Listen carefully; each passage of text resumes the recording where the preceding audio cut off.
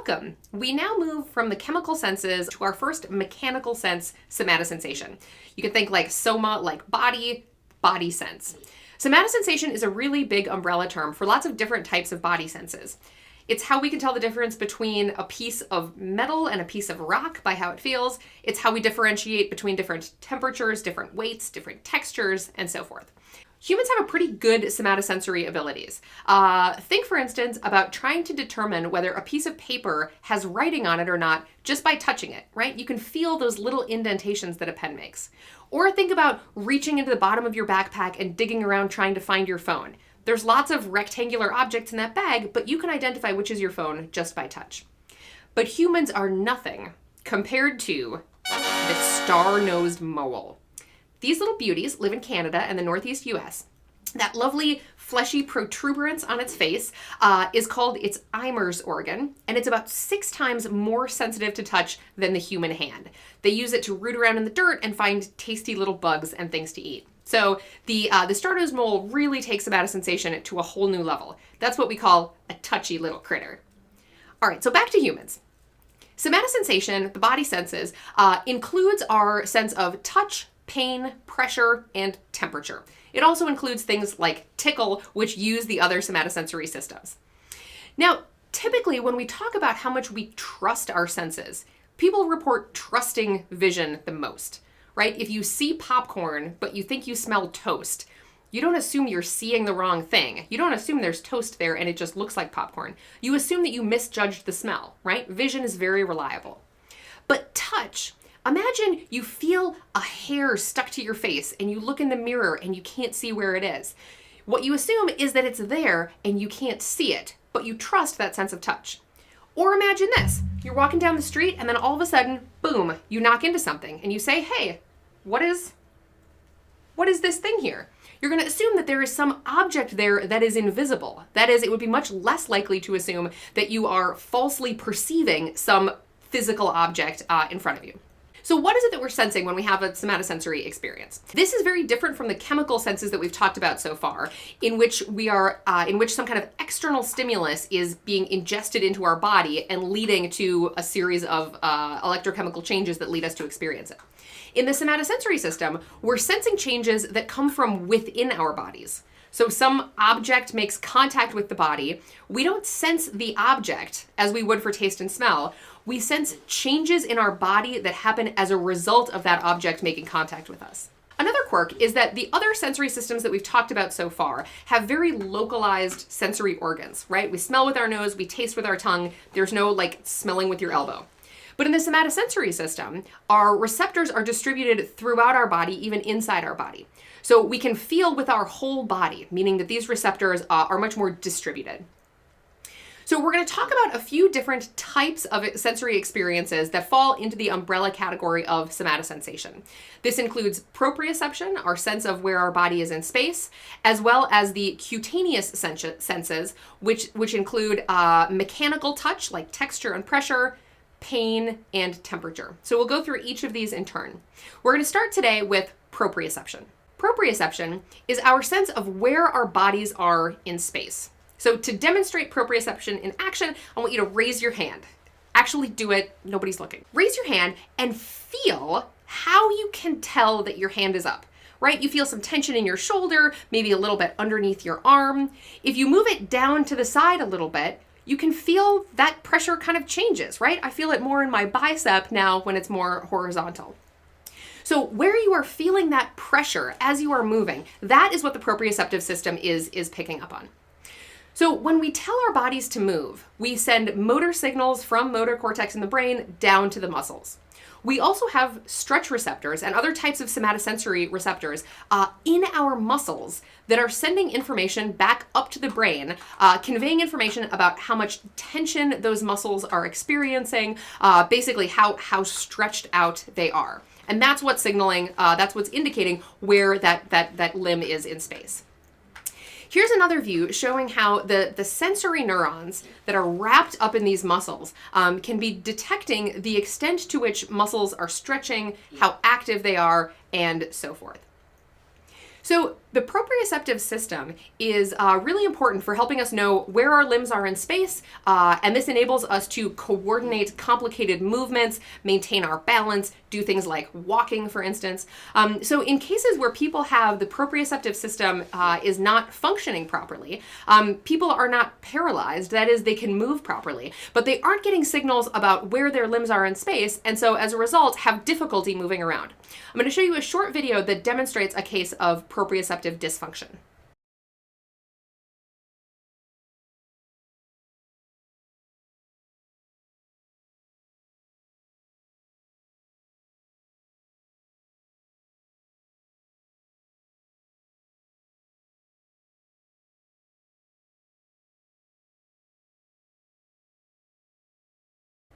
So we'll talk more about how we maintain our sense of balance when we talk about the vestibular system in a couple of weeks. But maintaining balance depends in part on the vestibular system and in part on the proprioceptive system, as well as the visual system. So we'll talk about how all of those coordinate with each other in the vestibular unit. If you want to have fun with a proprioceptive illusion at home, here's a great one. If you lay on your back and lift your legs up and keep them in the air for something like 5 minutes, and then have a friend or family member gradually lower your legs to the floor while your eyes are closed. By the time your legs get back level with the floor, they will feel like they have sunk beneath the floor. It's a great proprioceptive illusion. The reason that it happens is that losing some circulation to your legs, having reduced blood flow when your legs are up in the air, distorts the proprioceptive input that you get. So that when your legs get to the floor, you're getting proprioceptive signals that are consistent with the legs being beneath the floor. So it feels like your legs have sunk impossibly low. Next up are the cutaneous senses, and more specifically, mechanical touch. The stimulus for mechanical touch is pressure, is displacement of the skin. We'll go into different amounts of detail about the process of transduction for each of the senses that we explore, and touch is the system for which we won't spend very much time on transduction because the process is quite simple. All right, as you read, mechanical touch, so feeling if something is smooth or rough, if it's vibrating, how heavy it is, etc., is achieved via 4 different types of sensory receptors called mechanoreceptors that are distributed throughout the skin. They're called mechanoreceptors because the process of transduction is mechanical. The sensory receptors are situated at different depths in the skin and are responsible for coding for different types of stimuli. So as you can see, one type, the Merkel discs, are near the surface of the skin, whereas the Pacinian corpuscles are buried deeper underneath the surface of the skin. These different types of receptors code for multiple different types of stimuli. So for instance, when running a finger over a row of braille, the highly sensitive Merkel's discs respond really robustly to the fine detail. You see in that top row, they're picking up on a lot of information that's conveyed in the braille, whereas the Pacinian corpuscles are responding less robustly to the fine stimuli of the braille, as they're more sensitive to deeper pressure. Recall that those are buried deep in the skin, so they pick up on deeper pressure but aren't affected by fine surface level stimulation. All right, now I'm not concerned that you spend time studying which of the dead white guy names are associated with each different type of sensation, but the main takeaway is that there are multiple different types of receptors, and they're responsible for coding different types of touch input. So the response from all of them simultaneously signal the touch qualities that we're experiencing. So let's see how transduction unfolds by zooming in on one of these, the Pacinian corpuscles. So this is the cell wall inside one of the Pacinian corpuscles. You can see there are ion channels that are closed and a high concentration of sodium outside of the cell. When pressure is applied, look what happens. The ion channels stretch open and sodium rushes in, depolarizing the cell. That's it. That's the whole process. They stretch open, sodium enters, now the cell is depolarized, action potentials occur. How is that for a form of transduction, right? You literally just tug the ion channels open. You might say that it's the most direct form of transduction. I don't even think that'd be a stretch. All right, so this is our first exposure to purely mechanical transduction. There's no chemicals acting on receptors, it's just a series of mechanical changes that lead to ion channels popping open. This happens to be the form of transduction that occurs in the bladder that signals that you have to pee. So as the bladder gets fuller, the tissue of the bladder starts to stretch, and the receptors in the tissue stretch open and ions rush in. So the next time you feel like you have to go to the bathroom, you can say, whew, I sure have a lot of sodium rushing into the mechanoreceptors in my bladder. if you know what I mean. I'm pleased with myself for that one. All right, so then how do we get that information from the skin up to the brain? The reading gave you an introduction to the pathway. Information moves from the receptors in the skin, is relayed via the spinal cord and thalamus, and then lands in somatosensory cortex on the contralateral side. So again, this is very different from what we recently talked about olfaction, because we have the typical thalamic relay and we have a contralateral path rather than an ipsilateral path. Information is coded in somatosensory cortex, or S1, spatially, such that particular regions are responsible for coding for particular body parts. So what this means is that if I put an electrode into a region of cortex right here, and then squeeze your finger, that electrode will detect action potentials happening in that region of cortex. Similarly, if I put an electrode into that region and then apply a light electrical current, so it stimulates that area of cortex a little bit, cause those cells to depolarize, cause action potentials to occur, you'll report feeling tingles or vibrations in that finger, of course, on the contralateral side. So there is a map of your physical body in your brain. As you read, the map in cortex is not proportional to body part size. So the region that codes for the hands is much larger than the region that codes for the torso, because hands have much greater touch acuity than the torso does. Now, I know what you're thinking. How does this map compare to the imus organ of the star-nosed mole? Well, you're lucky. I have a slide about that. Okay, so here's a map of the cortical regions devoted to the imus organ. You can see that more than half of somatosensory cortex is devoted to coding for that beautiful organ. Isn't that interesting? So the fact that we have more cortical space devoted to some parts than others reflects the fact that some regions have much better acuity than others. This chart shows the 2-point thresholds of different regions of the body, meaning the smallest distance necessary for a participant to detect that there are 2 points rather than 1 point. Let's see how this kind of testing is done. Let's determine the 2-point thresholds for sensitivity on various regions of the body. So Violet, you're gonna close your eyes. I'm gonna poke you with either 2 points, gently. I'm gonna poke you with either 2 points or 1 point, and I want you to just say out loud 1 or 2. Close your eyes, please. 2, 1, 2, 1, 2, 1, 2, 1.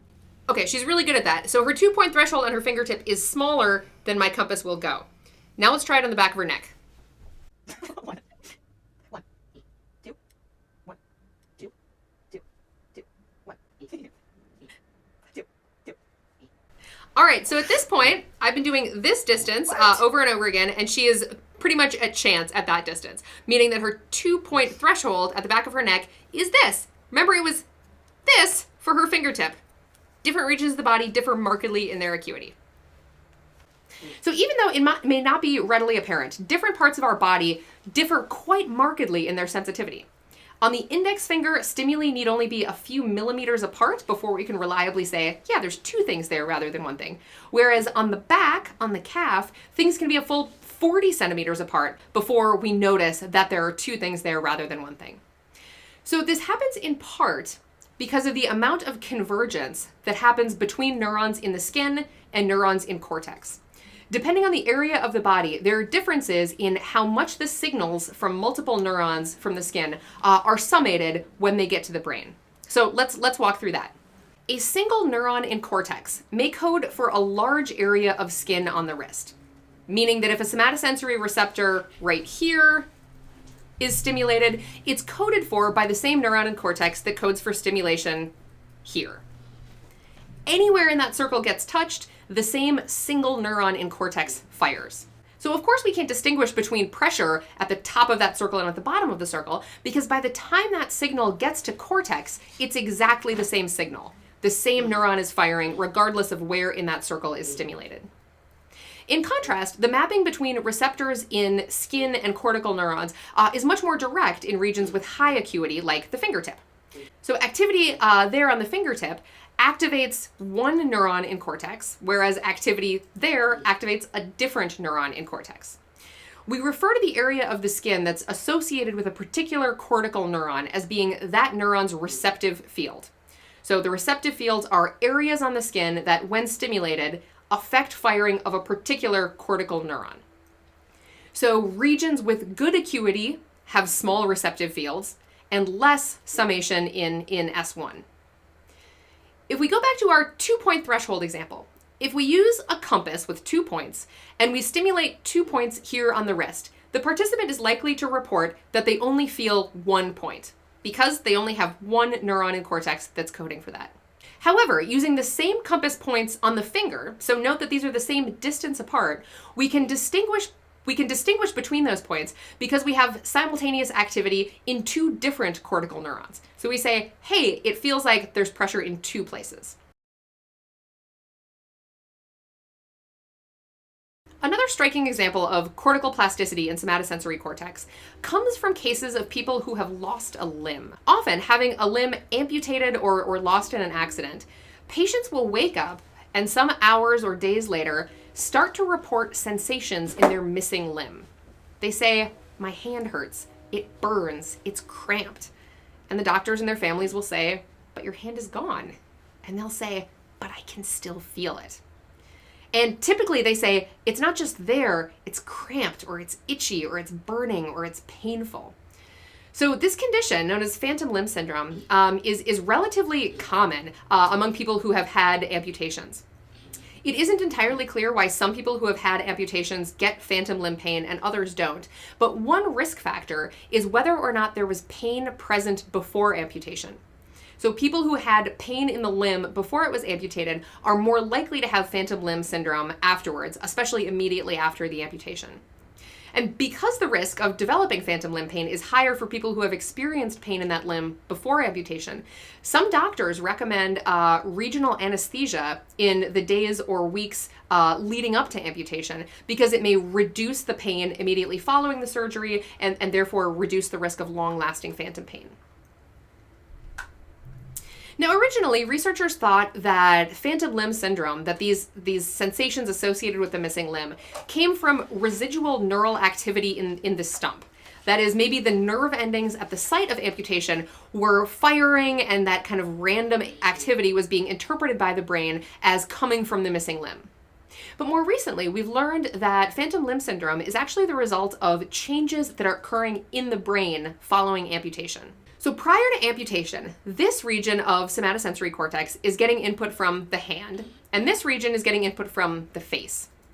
After amputation, the hand region stops getting input. There are no somatosensory receptors that are firing, so those signals are not being coded in the brain. The brain seems loath to have regions that are unused. So if there's a region that's not getting any input, the incredible plasticity of the brain means that other areas annex or take over that cortical space and start using it instead.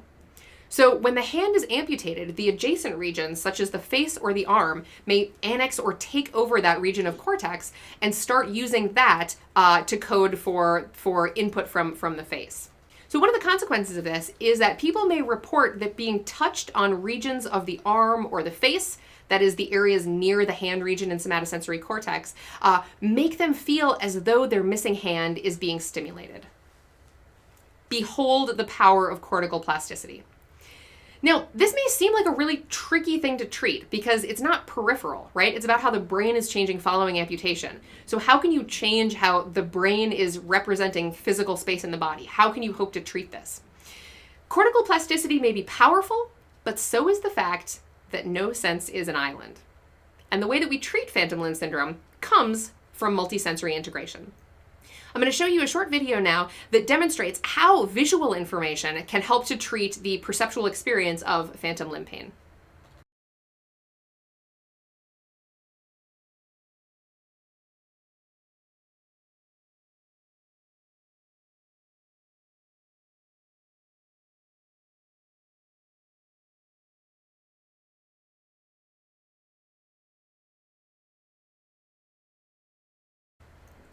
So mirror therapy, mirror box therapy, is a really striking treatment because it is so easy to implement, right? It's incredibly cheap, it's fast to use, and it can be very effective. However, some patients report negative side effects or disorientation from the process, and others report that it isn't very effective. So the literature is actually somewhat mixed on whether or not it's effective and which kinds of patients it's effective for. It isn't clear at this point why some people benefit from it and some people don't. However, even people who haven't had an amputation can experience multisensory integration using the somatosensory system. Let's go to the beach.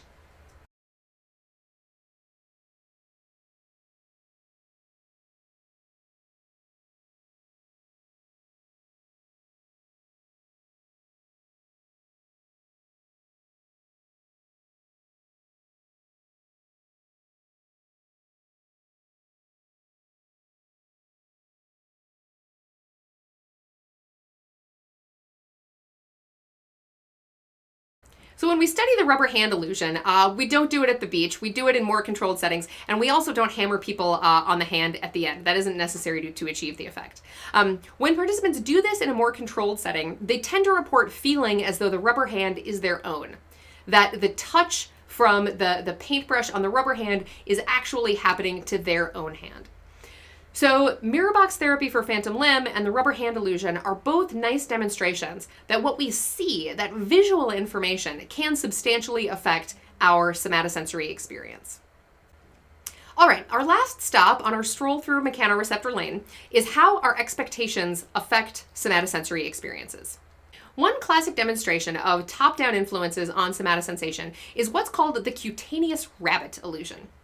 Somatosensory input, like all sensory input, is somewhat ambiguous and messy. Perceptual experiences do not have a direct and one-to-one relationship with the sensory experiences that cause them. So we try to interpret incoming input in a way that makes sense. In the cutaneous rabbit illusion, the experimenter taps or stimulates a few regions on the participant's arm, like here at points A and B. What participants often report is rather than just feeling like they were touched in two places, they report feeling as though they were touched in a range of places going down the arm. So they have this experience of something hopping up or down the arm rather than just happening at 2 points. To demonstrate this, I want to show you a really touching video. You know what you're doing, right? You're looking over there. All right, hold your arm straight.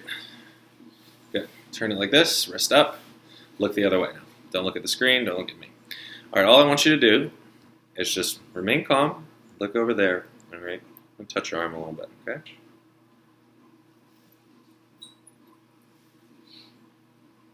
Okay, can you tell me what I did to your arm? Can you tell me what it felt like? Yeah, where though? Show me. Turn and look. Show me on your arm with your other hand. There, where else? Show me all the places. Okay, so I touched you. Do that one more time. All the places I touched you, show me. So I just kind of like went up your arm, right? Yeah. Yeah. You know what I actually did? What? I only touched right here, and right here. Did it feel like I touched in between there? All right, so it isn't just a party trick. We can do this in science settings too.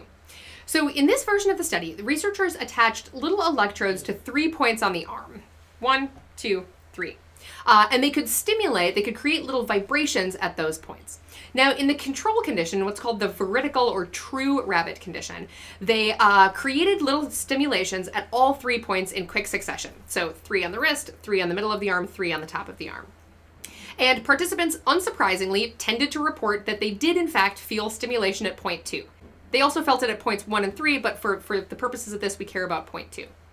They also included a condition called the illusory rabbit, where they created the vibrations on the wrist in quick succession and then the upper arm, but didn't include any pulses at point 2. Now, this is what's neat. In those conditions, participants still tended to report feeling stimulation at that middle electrode site. So even though they didn't actually get any activity at point 2 on those trials, they still reported feeling stimulation there. The researchers also recorded activity in somatosensory cortex using neuroimaging, and they found that the illusory stimulation of that middle of the arm region at point 2 led to similar patterns of activation in somatosensory cortex as having that region actually touched. So they saw activity in the brain that was consistent with region 2 being touched, even though it actually wasn't. So the cutaneous rabbit illusion is assumed to demonstrate top-down influences, because when we've experienced sensory stimulation in the past, it's far more common to feel things in continuous motion on our bodies, right? You put your arm into a sleeve and you feel the pressure of the sleeve move up your arm.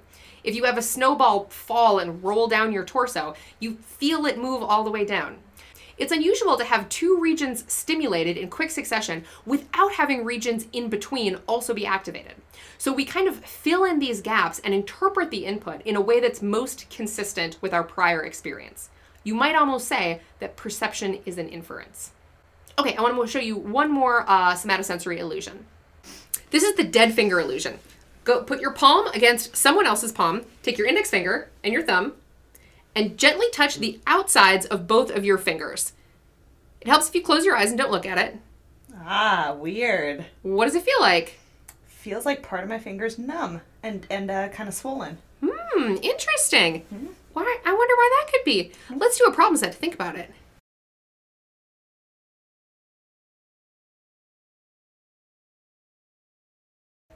In some classes, they tell you not to try things at home, but all of these somatosensory illusions are great things to try at home with whoever you're quarantining with.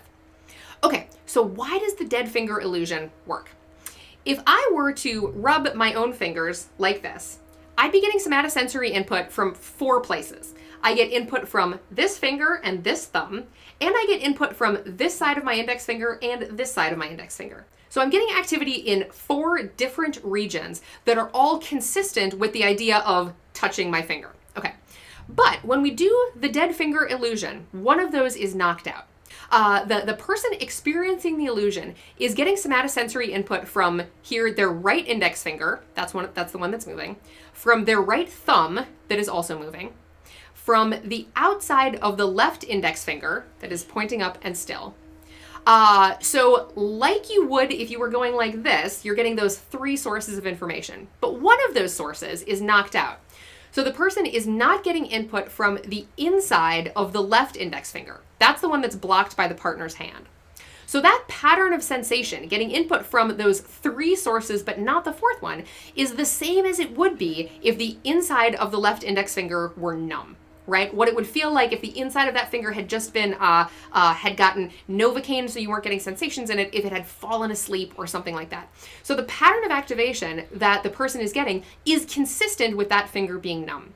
Because we have experienced numbness in some regions of the body in the past, that is the interpretation that is most consistent with the type of input that we're getting.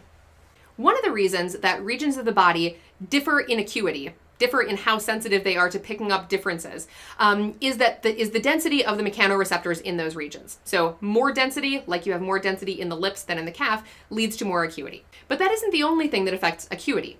So calves are less sensitive because their receptive fields are also larger than the lips. So the lip has greater acuity and greater representation in cortex. Calves have larger 2-point thresholds corresponding to less acuity. And those larger 2-point thresholds for calves mean that there's more summation there than there are in the lips. So what's happening here? The 2 ants are stimulating the same receptive field. So that's easier to do on the leg than, for instance, on the arm, because the leg has larger receptive fields and therefore poorer acuity, making the 2-point threshold, that minimum distance necessary to distinguish 1 point from 2 points, much larger. Researchers have mapped somatosensory cortex of Braille readers using neuroimaging techniques and found that Braille readers have larger representations of their reading fingers in S1, in primary somatosensory cortex, but only on the side of S1 that is contralateral to their dominant reading hand. So if you're right-handed and you read Braille with your right fingers, there's a larger representation of the right fingers in somatosensory cortex in the left hemisphere. But there's not a corresponding increase in somatosensory cortex in the right hemisphere that corresponds to the left fingers. So this is a really nice example of neural plasticity, the brain changing to accommodate what it does most.